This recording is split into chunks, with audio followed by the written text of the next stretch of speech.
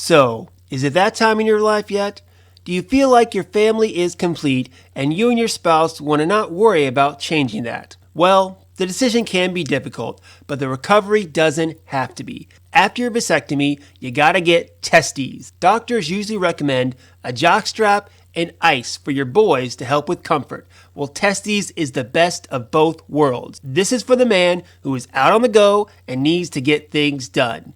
You get the ice packs from the freezer, strap up, and saddle up. The packs give you at least 20 minutes of comfort, even if you're just sitting around watching the game. And most important, guys, no wet spots. Put on the jockstrap under your briefs and go about your day. They come in 3 sizes, medium, large, and extra large to get your right fit. Now head on over to testes.com. That's TEST-EEZE.com.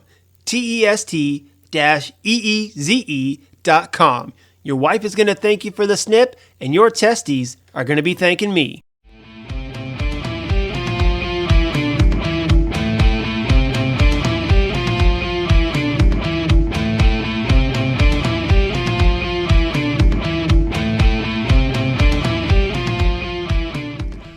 Hello everyone, welcome to another exciting episode of Dayspring Discussions. I'm your host, Sean McGahee, and this is a show where we talk about movies, TV, sci-fi, fantasy, comic books. If you geek out about it, we're going to talk about it. You can listen to Dayspring Discussions on iTunes, YouTube, Podomatic, Patreon, Spotify, Google Podcasts, Amazon Music, wherever, guys.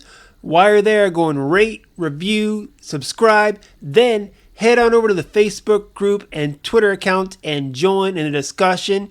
You can find me personally, Slim Dayspring 12 on Twitter and Instagram. Well, hello everyone. It is another warm and hot day here in Austin, Texas. Of course, it's August, so you step outside and it's like a Super Mario video game where the sun literally is trying to kill you. But we are all doing good here in the McGahee household. Not too bad of a weekend. Friday night, my wife and I stepped out for a little dinner date, and we went and saw the new Ryan Reynolds film Free Guy, which we wanted to see last weekend. We were a little busy, so we didn't get a chance to, so we watched it. I gotta say, it was better than what I thought. I heard good reviews about it from people and critics and all that. It was even better than I thought it was going to be. Really entertaining film. It's nice, too, just because, you know, the last film I saw was Suicide Squad. Then I saw this. The next one I'll probably go see is Shang-Chi, and I'm hearing good things about that, too. So, getting back to the habit of the movies, going to the movies, seeing good movies. I like it. I love it. I want some more of it. But that was Friday. Saturday, not so much as fun, I guess you would say. I actually went to work. I usually don't work on Saturdays, but I worked Saturday. And my neck has been killing me. I'm old. I'm decrepit. I'm falling all apart. My neck was hurting, so I came home after work, put a heating pad on my neck for a little while, sat down, and watched a couple episodes of Friday Night Lights. I love that show. I've been going through and rewatching that show. That was good. And then I watched the Hugh Jackman film on HBO Max, Reminiscence, his new one. Hasn't been getting great reviews, and I can see why. Because I watched about half of it last night, not even really interested in it, and then I turned it off. And today I wake up and I'm like, do I want to finish the movie? No, I don't. So, not a big fan of it. I love Hugh Jackman, of course. Love the Wolverine. But not a big fan of that movie. If you guys want to check it out, let me know what you think. You can do that. And then today, been a pretty lounge day. My wife and I went out to lunch. My mother-in-law actually took my niece, nephew, and my daughter to go see Free Guy because they went again yesterday with my wife, who saw it for the second time, and they enjoyed it. So then my mother-in-law and my daughter are going to see it for the second time. Like everyone in this family will have seen Free Guy within this weekend. So if that's not a seal of approval, I don't know what is. Anyway, a lot of good stuff coming your way. So for those of you who are unfamiliar how this goes, throughout the week, I and everyone else post stories, trailers, whatever you like on the Facebook group and Twitter account. And then towards the end of the week, usually on Sunday, I'll hop on here if I have time and go through my top 3, maybe 4 stories or news stories of the week, share my feelings a little more in depth. You guys, of course, continue to fire back. We have a discussion on the social media accounts, and that's how it works, guys. We just have a good old time with it. But before we get to that, I always like to start off, or most of the time like to start off, with a little segment I like to call What's Got My Attention. Now, this is something I've been reading or watching usually that usually within the last week or so that kind of got me hyped a little bit. And what's got me hyped this week is the second episode of Marvel's What If. Now, of course, it's the MCU animated series on Disney Plus, kicked off last week with their initial episode, Captain Carter. So what Marvel and Disney have done has taken the MCU and their traditional comic from way back when called What If. They had the comic book called What If, like what if something was different in the Marvel Universe, or what if the events of a big storyline went a different way or a different character, kind of what it all comes down to. It's a comic that has been enjoyable by a lot of people in the comic book world for many, many years. And, especially after the way Loki ended with the splitting of the multiverses, it seemed like a nice series to go from there, especially animated, having to do maybe a little easier, but not really cementing it into something you have to watch, but something that would be fun to watch if you're a big Marvel Cinematic Universe fan. So the first episode, like I said, was Captain Carter. And the nice thing about these animated things is that, or the episodes, is that they got mostly the original cast back to do them. Like they got Haley Atwell back as Peggy Carter. They didn't get Chris Evans as Steve Rogers, but then they also got who plays Bucky. I can picture him in my mind. Sebastian Stan. Yeah, they got him back as Bucky for that episode. And I watched it and I thought it was okay. I was hoping for something a little better, but it wasn't great.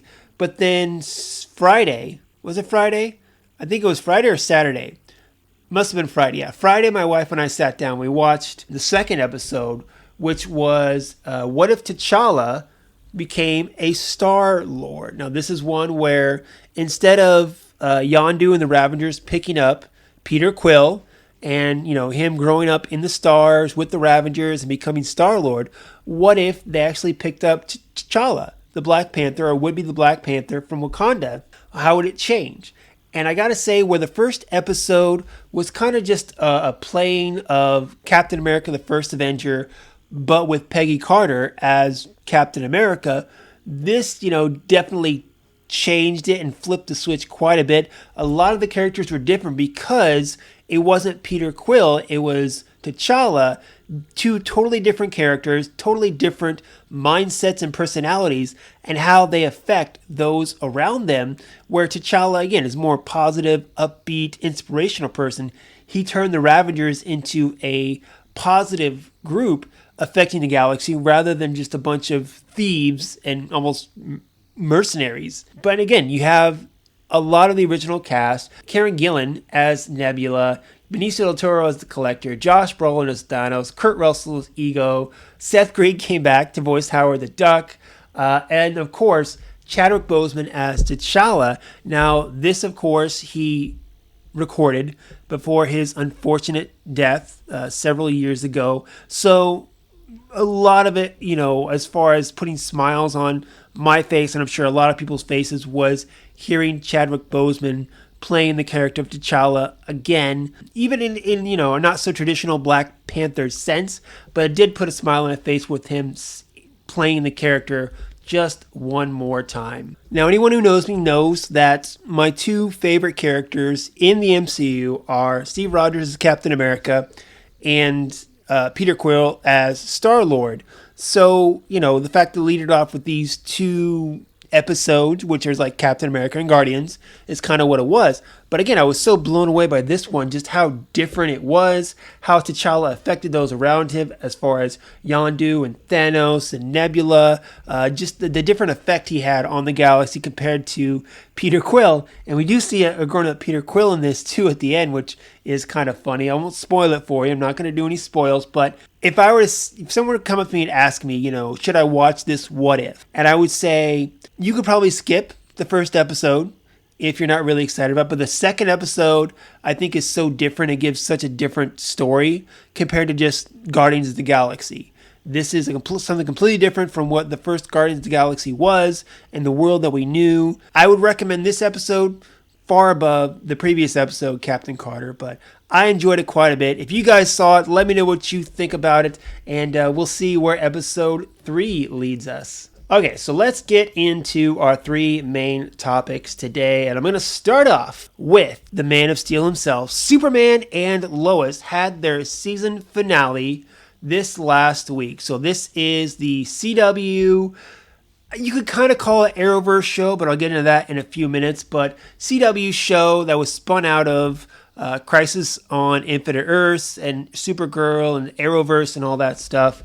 And, honestly, I didn't have high hopes for it when I first started off. Now, I'm a big Superman fan, of course. You know me. You know I love my Superman. So I was going to check it out no matter what. And Tyler Hoechlin, I think that's how you say his name, as Superman in Supergirl and the Arrowverse crossovers, I thought was okay. I didn't think he was good or great, but I thought he was okay. The girl who they brought in to play Lois Lane, when they first showed her in the crossovers, Elizabeth Tulloch, I think is how you say her last name. I'm bad with names. Everybody knows that. I wasn't a big fan of hers, to be honest. I didn't like kind of how she was playing Lois Lane. Not a huge fan of it. Honestly, if you're coming out of Crisis on Infinite Earths, which was not my favorite storyline to begin with, and you told me that I could get a Superman series going, I would much rather would have seen a Superman in the Brandon Roth Superman that we saw on Crisis on Infinite Earths. More, of the style of the Kingdom Come Superman. Of course, Brandon Routh, no stranger to playing the Man of Steel himself. I much more enjoyed that character than I did Hoechlin's character in the Arrowverse and in the crossovers. But anyway, like I said, it was Superman. It was a TV show. I was going to at least check it out and give it a shot. And I got to say, I was very pleasantly surprised. So I'm going to talk about the season. Kind of talk about, my feelings and direct things that happened in the season. So if you haven't finished the Superman and Lois season 1 finale, pause, come back, because I am going to go spoilers, guys, just to let you know. So like I said, this show very much caught me by surprise. Episode 1 really got me. And here's kind of how it is. Now, growing up, of course, I watched Smallville. I started watching it in high school. It lasted 10 years. I watched it all through college. Really enjoyed it.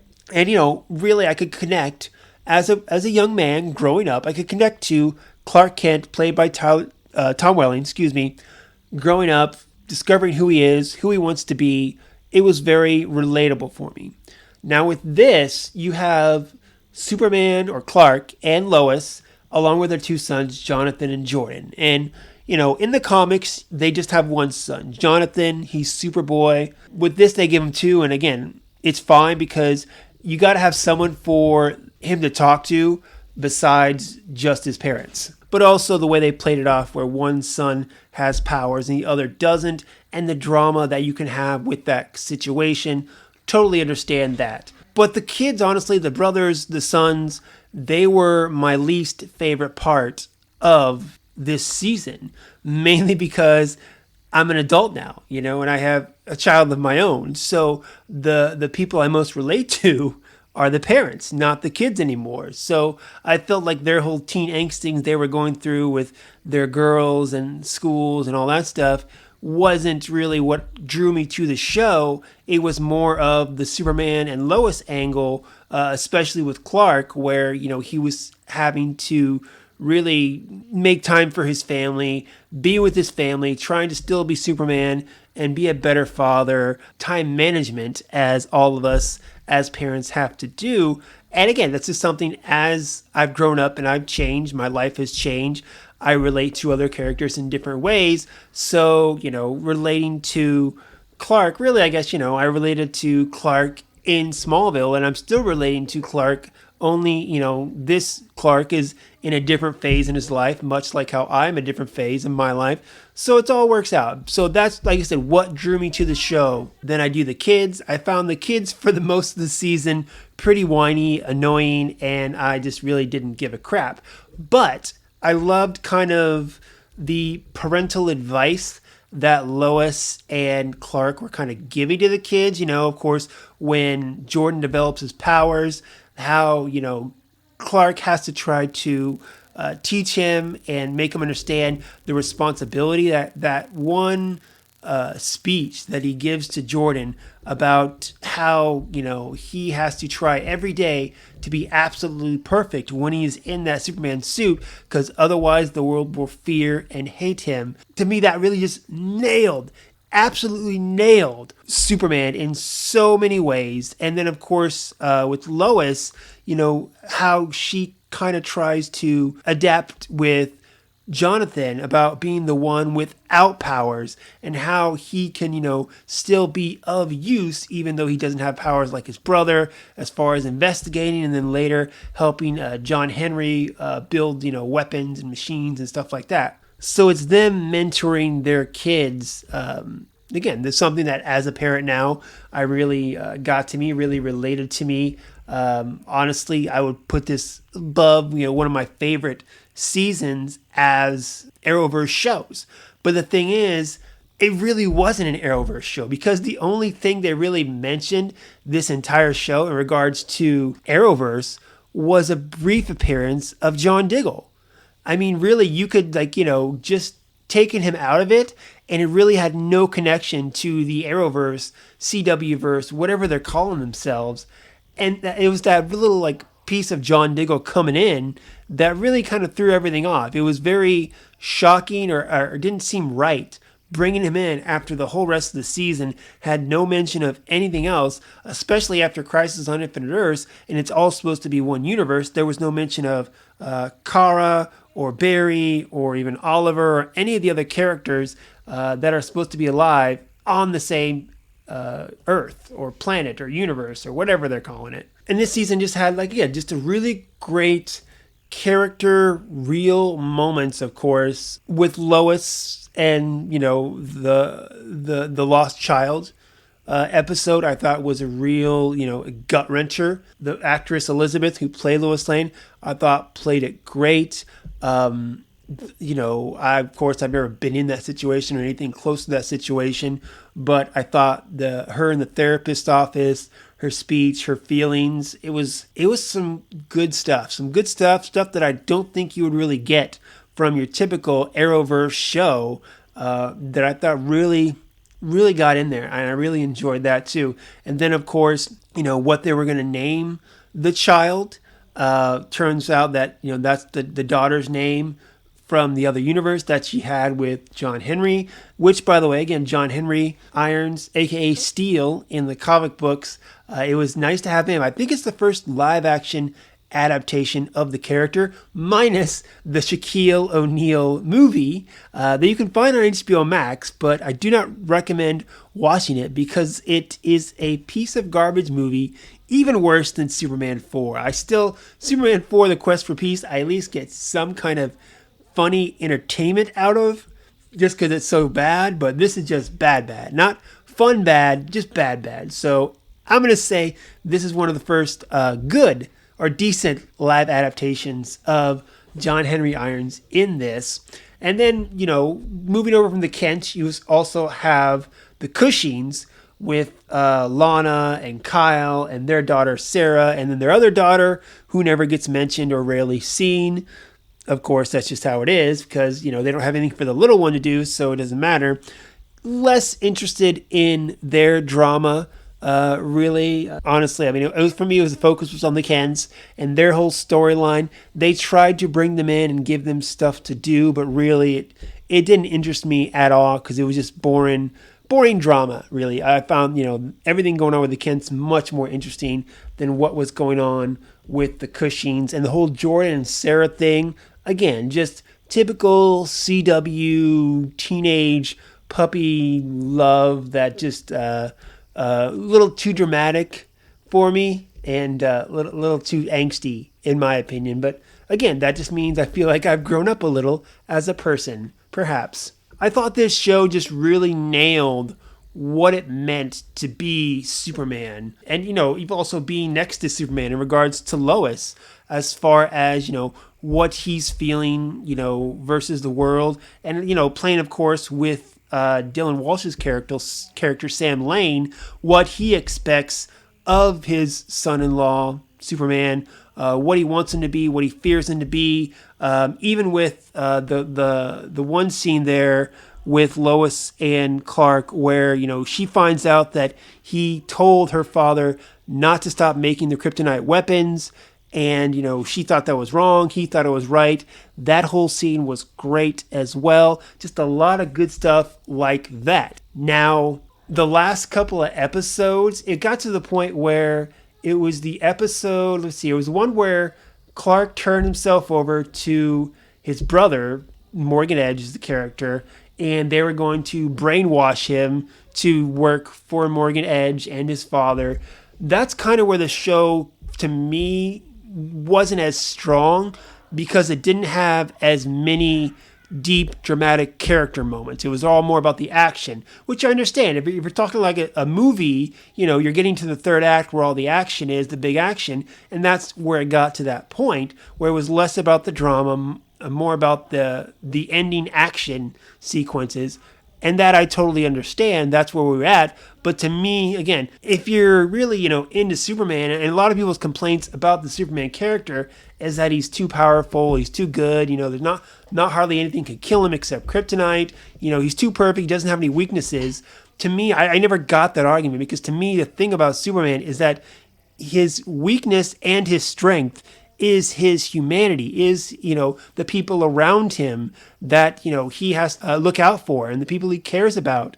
It's the inward battle within him that is most interesting. And that's, really what I like about the character of Superman, is that, again, going back to the Superman Returns with Brandon Routh, where he's like, I hear everything. You wrote through the world as a need savior, but every day I hear people crying for one. And he is Superman, and he can do so much, and he can save so many people, but he can't save everyone, which is a lesson he learns with his own father, because his own father dies of a heart attack, not a fucking tornado. I swear to God, every time I see the scene in fucking Man of Steel, I go off like I'm doing right now, and I'm going to stop right now before I go way too far off. Anyway, I'm going to try to come back. Let me do some woosahs. Woosah. Woosah.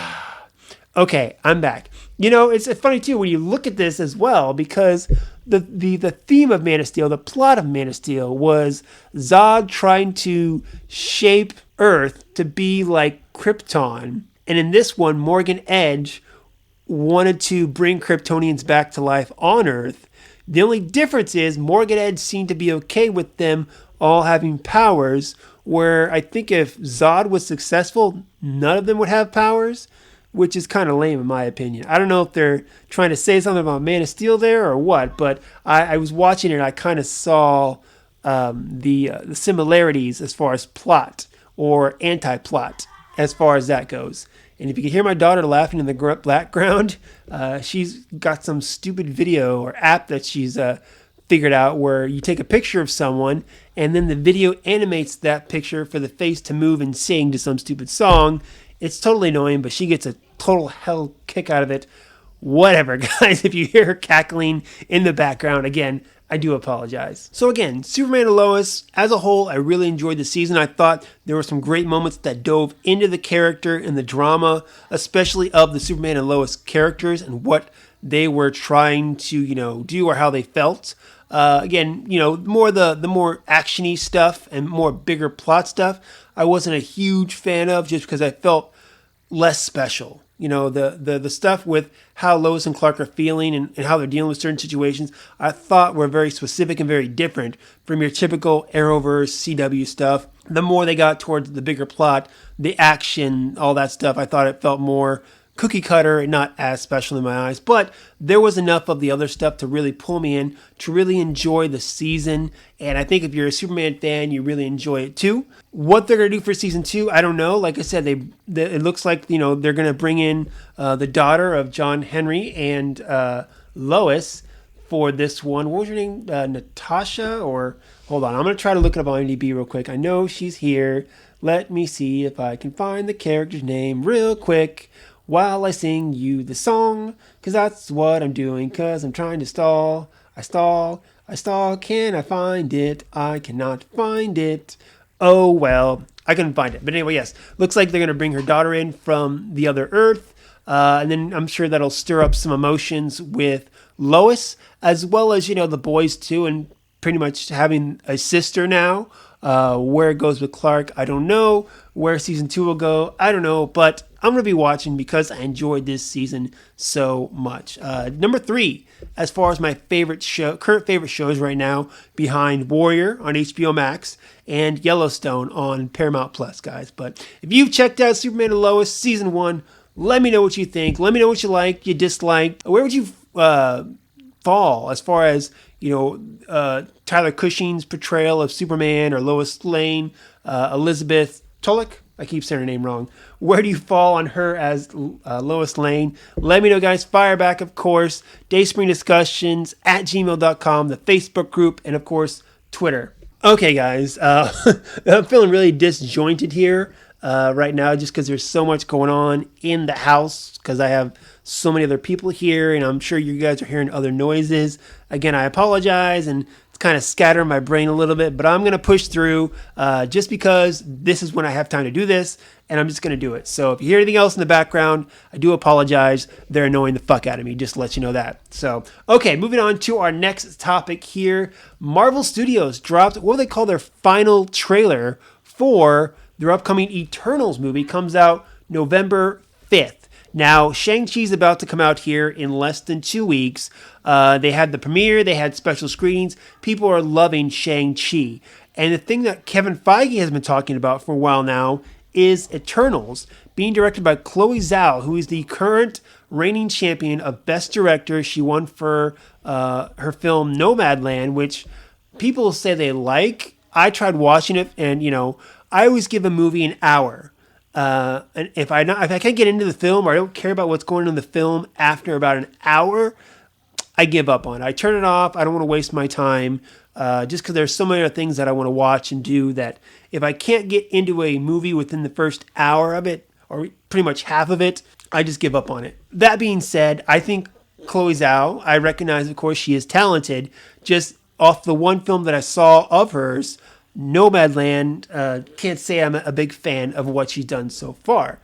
Anyway, this trailer's come out, Eternals, and this, to me, actually was the first trailer for Eternals that got me interested in actually seeing this movie. Of course, it's a Marvel movie, so I'm actually going to, watch it. And this trailer really gives us a sense of what is actually going on. The other trailers, I felt like we got an introduction about the Eternals a little bit, but this actually gives us more of a plot, really. It talks about, the Eternals, how long they've been to Earth, why they came to Earth, and also why they didn't get involved in the conflicts that have been going on in the MCU for the past 20 plus movies, especially with Thanos and the snap and all that stuff coming into place. So we got all that. We got all the information. We got a better introduction to them and the events and all that.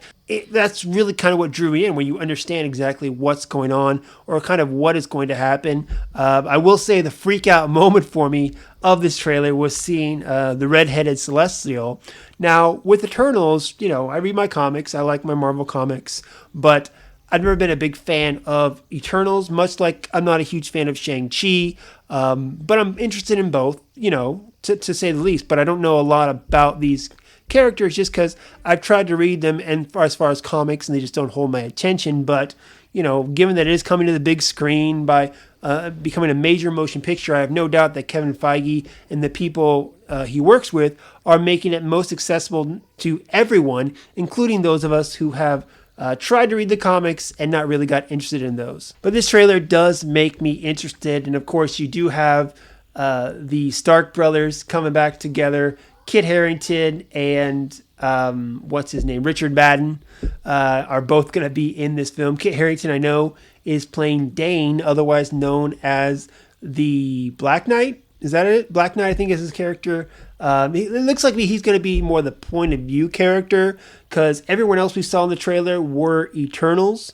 He seemed like the only human one, so he's going to be the one who's the point of view character in this film, learning about the Eternals and the bigger picture and what all is going on with that, with them. So, like I said, this is kind of the first one that really got me excited to see Eternals. The other ones got me intrigued. This one got me excited to see Eternals. And as of right now, they're staying on that November 5th, even with all the COVID variant stuff going on. That they're gonna stand firm on November 5th. And I think really, just to get a little bit off subject here, if you look at Free Guy with Ryan Reynolds, which I talked about earlier, that was the first real big Disney movie that's come out that they have not also streamed on Disney Plus for Premier Access, and it's doing really well as far as the first week, and now the second week had less than a 50% drop, which is great. Now it's not great numbers, in regular times, but in COVID times, it's doing real good. So I think if anything, Free Guy is going to teach Disney and maybe some of the rest of the studios, especially Warner Brothers, that, if you believe in your film and you put it out just in theaters exclusively, even though people may be a little scared to go out, if it's something they really want to see and you have a really good product, they will go see it. And I think, that's what's going to happen. Even as months go by with Shang-Chi and Eternals and other films, they might not do numbers as big as what they would do in different times. But in COVID times such as these, I think you're going to have a lot better luck releasing it exclusively in theaters than you would trying to put it in theaters and Disney Plus. But that's just me. All right, guys. Well, let me know what you think about Eternals and this trailer, of course. Did it get you interested? Are you even more curious? I have some people, that I've heard, perhaps maybe feeling a little bit of that superhero fatigue, which I understand. With this, Marvel itself is entering a totally new era. They've done the Infinity Saga. They wrapped up the Thanos Infinity Stone storyline, and now they're almost starting completely fresh. And Kevin Feige knows that. He's going to be introducing a lot new characters this whole next couple of years that he hopes, people will take that goodwill they have towards the MCU brand and be enough to at least get them in the seats, get them in the theaters. And then if they have a good product, which based on reviews from Shang-Chi and the way Eternals looks, I think they're still going to be cranking out good product. It's just, again, I think it's really starting very fresh and new back when they did way back in Iron Man and Thor and the first Avenger come out. But I'm not worried because, like I said, in Kevin Feige, we trust. But we'll see how it goes, guys. But like I said, fire back. Let me know what you think about the Eternals trailer. All right, guys. And the last piece of news that I am going to talk about here, reported by, I believe, first Collider was the first one to drop this story. And then Hollywood Reporter picked it up as well. Journey Smollett-Bell, is that how you say her name? Smollett, I know is how you say her last name. But anyway, she played Black Canary in the DC film Birds of Prey, the one fabulous emancipation of Harley Quinn, or whatever that film was. It wasn't great. I did not like it. However, Miss Smollett, honestly, I like her as an actress. Now, if you go way, way back, I first remember seeing her in the show Full House. She played Mary-Kate and Ashley's friend, the little girl. I don't know what her character's name was, but I remember that's where I first saw her because I used to watch Full House, so I remember her as that. Then she pops up several years later in, what's that movie, Rollerbound, with Bow Wow, I think is what it was. Little Bow Wow. Was he Little Bow Wow or just Bow Wow at that point? I don't know. Then, where I really liked her was in Friday Night Lights. See? I brought Friday Night Lights back in the conversation here. So, and she was in 2 seasons of Friday Night Lights playing off a young Michael B. Jordan. Again, I love Friday Night Lights, one of my top favorite shows of all time. I'm going through and rewatching it. I haven't gotten to the seasons where she's in it yet, but I'm looking forward to it. But she was in that. Then she, like I said, was in Birds of Prey playing Black Canary. And then now she was in that recent HBO series Lovecraft Country, which is nominated for a bunch of Emmys. It only got 1 season. So anyway, there is reports that she is going to have her own HBO Max Black Canary movie coming out. And then Smollett, if you hop on her Twitter, kind of confirmed it, actually. I posted her Twitter response up on the Facebook group, and I think I just posted the actual story on Twitter. But anyway, her actually saying something about it is kind of what made me really believe that it was happening. So anyway, Black Canary movie coming for HBO Max. Much like how we're getting a Batgirl in there. I think they have a few another one, isn't a Blue Beetle one coming to HBO Max, or is that going to be up in theaters? I don't know. But Birds of Prey that she was in was a piece of crap. I love, Margot Robbie as Harley Quinn. I thought Journey Smollett, although I'm looking at the story, they took the bell out of it. Maybe having to do with the trouble her brother's in. Not going to say anything about that. But anyway, and of course, I like the actress, so it's interesting to see her in Birds of Prey. I thought she did a fine job. I think everyone who was in that film did a good job. It just together wasn't a great film, and centering everything around Harley Quinn. I don't want to go too much into that, but needless to say, I was not a fan of the film, but I am a fan of this because I think the character of Black Canary from the comics is an interesting and fun character to play with. And like I said, I'm a really big fan of the actress as well. So her getting a shot to, much like how Obi-Wan or Ewan McGregor is almost trying to redeem the character of Obi-Wan, or almost redeem the character of Obi-Wan he played in the Star Wars prequels, which at the time they came out weren't very well received. He's going to shine a new light and hopefully have a better shot of, having people see his Obi-Wan or his portrayal of Obi-Wan in a better light. I feel it's kind of the same thing here, where Journey Smollett playing Black Canary in Birds of Prey wasn't great because the film itself wasn't great. Not because she wasn't great, because the film wasn't great. But if she can take that character to a new place and a new setting and really shine at it and be in something that is good, that will redeem her and her character, I think, in a lot of people's eyes who, like me, were disappointed with Birds of Prey. Although really I wasn't disappointed with Birds of Prey because I really didn't think it was going to be great from the get-go, but that's another story. So anyway, I am excited for this just because, like I said, I'm a fan of the actress, her getting another shot to play this character. And again, like I said, hopefully redeem herself as far as what she came from. I think looks good, guys. But what do you think about it? Black Canary HBO Max series. I mean, I guess, what are you going to do? But I'm there, of course. I'll be checking it out. And let me know if you guys are as well. But that is going to be it for me today, guys. That is all I have on my agenda to talk about. Time for you guys to fire back, of course, Facebook group, Twitter account, dayspringdiscussions@gmail.com. Any of the things I covered, fire back. Let me know what you think. Post your own news stories. We'll discuss them there. That is it. Like I said before, you can find me personally, Slim Dayspring 12 on Twitter and Instagram.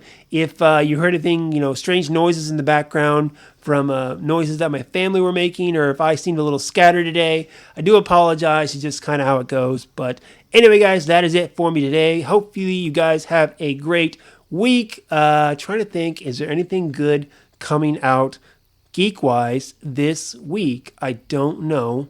But I know Shang-Chi comes out in 2 weeks, but we'll go from there. So anyway, guys, if anything comes up you want to talk about, you know where to find me. So that's it. Go out, enjoy your week, enjoy your lives. And until next time, may the force be with us all.